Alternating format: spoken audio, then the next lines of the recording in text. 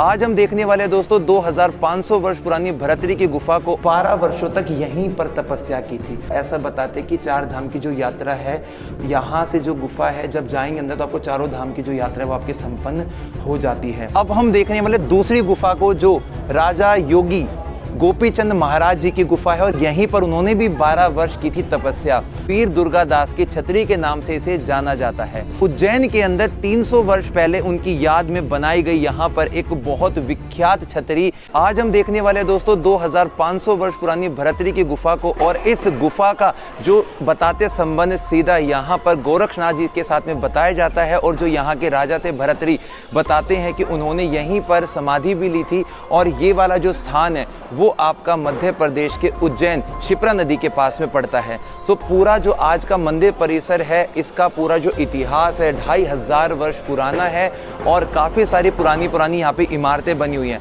यहाँ से शुरुआत होती है भरतरी गुफा की।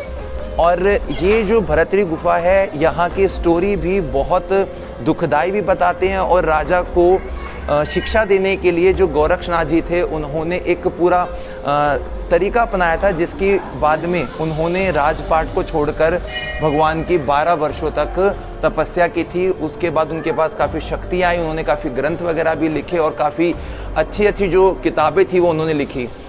सामने की तरफ श्री नाथ जी का धूना यहाँ पे जलता रहता है जो गोरक्षनाथ जी का है। और अंदर की तरफ में बजरंगबली के दर्शन हम लोगों को हो जाते हैं। शिव गोरक्षनाथ जी के यहाँ पे दर्शन करते हैं हम। काल भैरव दर्शन आप देख सकते हैं। यहाँ पर वीर वैताल देख सकते हैं। और ऐसा बताते कि ऐसी ही जो एक गुफा है वो काशी के अंदर है। और काशी में गुफा का जो रास्ता है वो इसी शिप्रा नदी के पास से जाता है। पूरा जो इतिहास है दोस्तों यहाँ का लिखा हुआ है कि किस प्रकार से उज्जैन के जो राजा थे भरतरी, उनके बारे में पूरी डिटेल मिलेगी। किस प्रकार से उनके गुरु गोरक्षनाथ जी के साथ में मुलाकात हुई। जो उनकी पत्नी थी पिंगला, जिनके धोखा देने के बाद में उनके वियोग में उन्होंने इस स्थान पर आए और यहाँ पर पूजा की, ध्यान किया। और उसके बाद में भरतरी गुफा की तपस्या का पूरा इतिहास यहाँ पे आपको जानकारी रूप में मिल जाएगा। तो आप इसको भी आराम से पढ़ सकते हैं। तो गुफा नंबर 1, अभी यहाँ पे थोड़ा अंधेरा होगा, अभी हम चलते हैं अंदर की तरफ और देखते हैं कि क्या कुछ हमें देखने को मिलेगा। सामने की तरफ महाकाली माँ का मंदिर बना हुआ है। ये सारे प्राचीन जो गुफाएं हैं, स्थान है, स्थली है, बने हुए हैं और 2500 वर्ष पुराने इतिहास को आज हमें दर्शाते हैं। गुफा में जाने का जो रास्ता है इसको हमें झुक के क्रॉस करना पड़ेगा। यहाँ पे भी लिखा हुआ है। काफ़ी छोटा मार्ग बना हुआ है, तकरीबन ये 2.5-3 फीट होगा।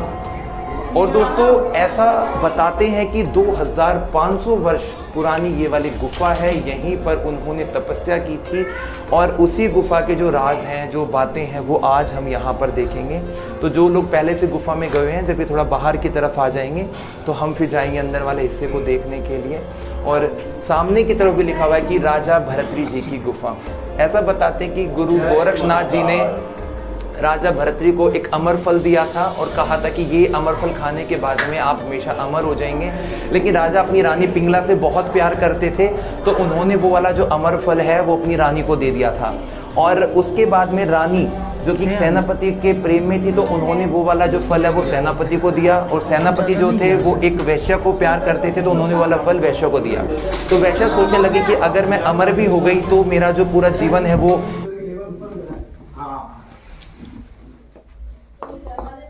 पर ये दरवाजा नहीं इतना यूं ऊपर नहीं गया।